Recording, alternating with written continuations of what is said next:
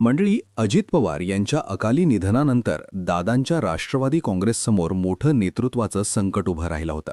परिणामी पक्ष नेतृत्वहीन झाल्याची भावना निर्माण झाली होती. दरम्यान राजकीय वर्तुळात दोन शक्यता पुढे आल्या. पहिली म्हणजे शरद पवार पुढे येऊन दोन्ही गटांना एकत्र आणतील आणि पक्षाचं नेतृत्व करतील. तर दुसरी शक्यता अशी होती की प्रफुल्ल पटेल, सुनील तटकरे किंवा छगन भुजबळ यांच्यासारखे ज्येष्ठ नेते नेतृत्व हाती घेतील.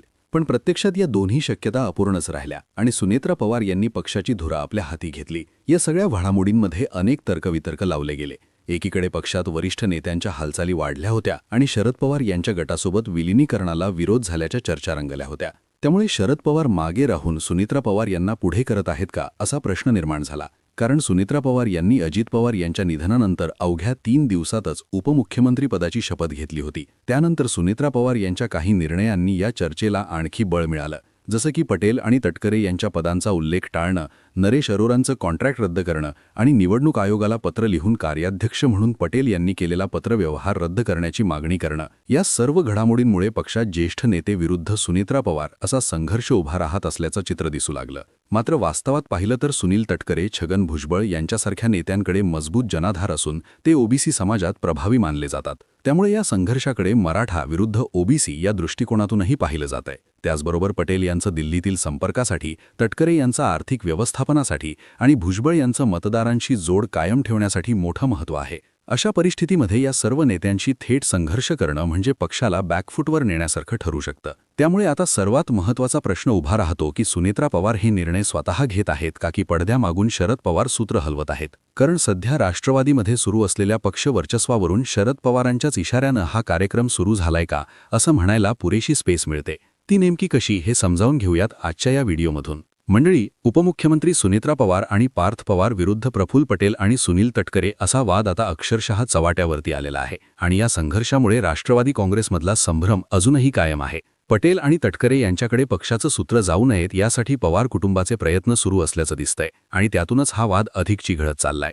या सगळ्यात भर पडली ती म्हणजे सुनेत्रा पवार यांच्या दिल्ली दौऱ्याची. या दिल्लीला असताना झालेल्या भेटीगाठीमध्ये पक्षातील वरिष्ठ नेते सुनील तटकरे आणि प्रफुल्ल पटेल यांच्यासोबत दिसले नाहीत आणि त्यांच्या अनुपस्थितीमुळे राजकीय वर्तुळात वेगवेगळे अर्थ काढले जाऊ लागले. काही दिवसांपूर्वीच सुनेत्रा पवार यांनी निवडणूक आयोगाला एक पत्र लिहिलं होतं.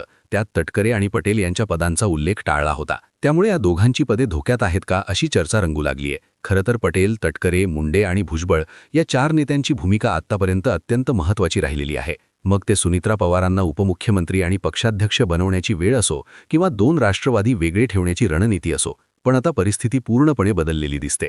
आज सुनेत्रा पवार या पक्षाच्या संदर्भात कोणताही मोठा निर्णय घेण्याच्या स्थितीत आहेत, कारण अजित पवारांकडे असणाऱ्या जवळपास सर्व पदांवर त्या विराजमान झालेल्या आहेत. मात्र या पदांवर पोहोचणं वाटतं तितकंसं सोपं नव्हतं. अजितदादांच्या पश्चात शरद पवार गटातील नेते सतत विलिनीकरणाच्या मुद्द्यावर भाष्य करत राहिले. सुनील तटकरे यांनीही आपल्या मुलाखतीत याच मुद्द्यावर लक्ष वेधलं की त्या काळात कुणीही सुनेत्रा पवारांच्या नेतृत्वावर थेट भाष्य न करता विलिनीकरणावरच बोलत होतं. जयंत पाटील असो किंवा शशिकांत शिंदे या सर्वांनी विलिनीकरणाचाच मुद्दा पुढे रेटला. एवढंच नाही तर अजित पवारांसोबत झालेल्या बैठकींच्या व्हिडिओ समोर आणून सगळं आधीच ठरलेलं आहे असा दावा शरद पवार गटाकडून केला गेला. त्यात अमोल कोल्हेंकडे प्रदेशाध्यक्षपद जाणार असल्याचंही बोललं गेलं.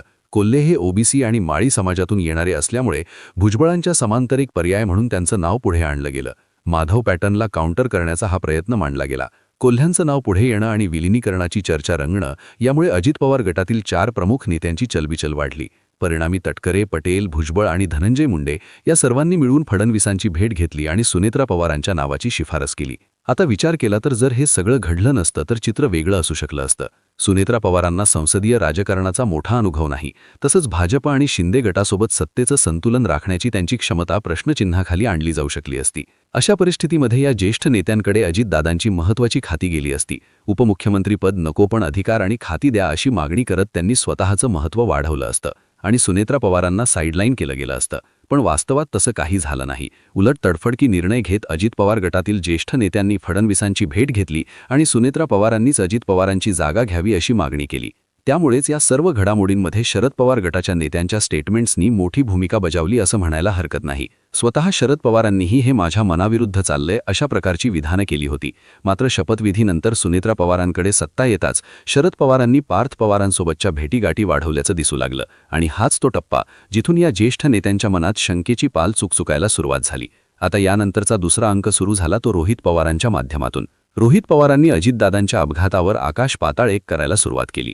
आपला मोर्चा त्यांनी थेट प्रफुल्ल पटेल आणि सुनील तटकरेंकडे शिफ्ट केला. अजित पवार बाय रोड बारामतीला जाणार होते, पण एका नेत्यानं मीटिंगला वेळ दिला आणि त्यामुळे त्यांना विमानानं जाणं भाग पडलं. अर्थात या आरोपांमध्ये कुठेतरी थेट हत्येचं षडयंत्र रचण्यात आल्याचा आरोप रोहित पवारांकडून केला गेला. पटलांच्या बाबतीत देखील विमान कंपनीचा इतिहास सांगून या विमानाचं मेंटेनन्स पटेलांच्या कंपनीकडे होतं असं रोहित पवार सांगू लागले. आता या सगळ्या आरोपांमुळे नेमका इम्पॅक्ट काय झाला, तर पक्षाचे ज्येष्ठ नेते म्हणून जे काही राष्ट्रवादी अजित पवार गटाच्या कार्यकर्त्यांचा जन्मत या नेत्यांसोबत होतं ते तोडण्याचं काम रोहित पवारांच्या माध्यमातून झालं. आता असे आरोप होत असताना एक सिंगल शब्दसुद्धा पटेल आणि तटकरे यांच्या बाजूनं सुनेत्रा पवारांनी काढलेला नाहीये. पार्थ पवारांनी सुद्धा पटेल आणि तटकरे यांच्या बाजूनं विधान केलेलं नाहीयेत. या मूकसंमतीमुळेच अजित पवार गटाचे कार्यकर्ते सुद्धा पटेल तटकरे यांच्यासोबत भुजबळ आणि मुंडे यांच्या विरोधात विधान करू लागले. अर्थात ही मूकसंमतीच कोणाच्या सांगण्यावरून होती हा प्रश्न निर्माण होतोच. आणि इथंच पुन्हा एकदा शरद पवारांच्या इशाऱ्यांवरच पटेल आणि तटकरे या नेत्यांना राजकारणातून वाद करण्याचा कार्यक्रम आखण्यात आलाय का असा प्रश्न निर्माण होतो. साहजिकच हे सगळं जे होतंय ते शरद पवारांच्या इशाऱ्यावरून होतंय असं दिसून येतं. त्याचं कारण क्रमांक 1, दुसऱ्या तिसऱ्यांना अजितदादांच्या जागी विराजमान होऊ नये म्हणून त्यांच्याच हातातून सुनेत्रा पवारांचा घडवण्यात आलेला शपथविधी आणि पक्षप्रमुख पदाची सूत्र हाती आल्यानंतर याच नेत्यांना डॅमेज करण्याची आखलेली रणनीती. आणि हे नेते राजकीयदृष्ट्या डॅमेज होत असताना या नेत्यांच्या मागे सुनेत्रा पवार आणि पार्थ पवार यांचं मागे न थांबणं. आता दरम्यानच्या काळात विलिनीकरणाच्या चर्चांमुळे शरद पवार गटाला एक प्रश्न सातत्यानं विचारला जात होता, तो म्हणजे शरद पवार गट भाजपासोबत जाणार होता का? शरद पवार भाजपासोबत जाणार होते याची एक प्रकारची कबुलीच विलिनीकरणाच्या चर्चेमुळे पुढे आली. पण त्यानंतर विलिनीकरणाची भाषा शरद पवार गटाच्या नेत्यांनी बंद केली. शरद पवारांना राज्यसभेवर जाण्यासाठी ठाकरे गट आणि काँग्रेसचा पाठिंबा आवश्यक ठरत होता. भाजपासोबत जाणार नाही या शब्दावरतीच ठाकरेंनी पवारांना राज्यसभेसाठी पाठिंबा दिलाय असं देखील बोललं जाऊ लागलं. साहजिकच असं असताना शरद पवार हे अजित पवार गटाच्या ज्येष्ठ नेत्यांना चेकमेट करत सुनेत्रा पवारांच्या माध्यमातून राष्ट्रवादी एकत्र करून भाजपासोबत जातील हा एक महत्त्वाचा प्रश्न गेल्या 15 दिवसात आलाय. सुप्रिया सुळ्यांची भाजपाला सहकार्य करण्याची भाषा पाहिली तर या प्रश्नाचं उत्तर आपल्याला मिळताना दिसते. दुसरीकडे उद्धव ठाकरे यांच्या शिवसेनेकडून सुद्धा विशेषतः आदित्य ठाकरेंकडून शिंदेंना साईडलाईन करत भाजपासोबत जुळून घेण्याची भाषा अंमलात येताना दिसते. शरद पवार निवृत्ती घेणार अशा चर्चा चालू असताना पवारांनी पुन्हा राज्यसभेवर जाण्यामागचं कारण सुद्धा पक्षाची सर्वोच्च न्यायालयाची सुनावणी आणि त्यासाठी शरद पवार ॲक्टिव्ह राजकारणाचा भाग आहेत हे सिद्ध करण्याची रणनीती आहे असं सांगण्यात येतंय. अर्थात पक्षाविरोधात निर्णय गेला तर सुनेत्रा पवारांसमोर एकच मार्ग राहतो, तो म्हणजे भाजपामध्ये विलीन होणं.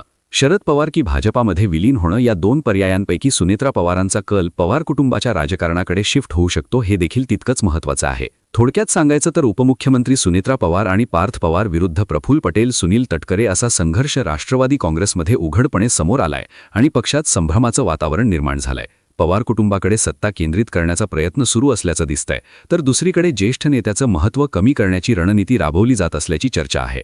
दिल्ली दौऱ्यात तटकरे पटेल यांची अनुपस्थिती, निवडणूक आयोगाला लिहिलेल्या पत्रात त्यांचा उल्लेख टाळणं आणि रोहित पवारांकडून झालेले गंभीर आरोप या सगळ्यांमुळे या नेत्यांची प्रतिमा डॅमेज करण्याचा प्रयत्न झाल्याचं चित्र दिसतं. विशेष म्हणजे या सगळ्यावर सुनेत्रा आणि पार्थ पवार यांची शांतता हीच मोठी राजकीय खूण मानली जाते. या सगळ्या घडामोडींमागे शरद पवार यांची रणनीती असण्याचा संशय व्यक्त होतोय. पहिल्यांदा सुनेत्रा पवारांना पुढे करून सत्ता हातात ठेवणं आणि नंतर पक्षातल्या इतर ताकदवान नेत्यांना साईडलाईन करणं. त्याचवेळी भविष्यात राष्ट्रवादी एकत्र करून भाजपासोबत जाण्याचा पर्यायही खुला ठेवला जातोय का हा मोठा प्रश्न आहे. एकूण चित्र असं आहे की राष्ट्रवादी काँग्रेसमध्ये सध्या सुरू असलेला हा संघर्ष फक्त व्यक्तींमधला नाही, तर सत्ता केंद्र कोणाकडे राहणार आणि पक्षाची पुढची दिशा काय असणार यावरची निर्णायक लढाई आहे. बाकी तुम्हाला काय वाटतं, अजित पवार गटात सध्या जे काही चालू आहे त्याचे कर्ता करविता शरद पवारच आहेत का? याबद्दल तुमची मतं आम्हाला कमेंट बॉक्समध्ये नक्की सांगा. आणि अशाच माहितीपूर्ण व्हिडिओसाठी आपल्या ठळक बातम्या या YouTube चॅनलला सबस्क्राईब नक्की करा. धन्यवाद.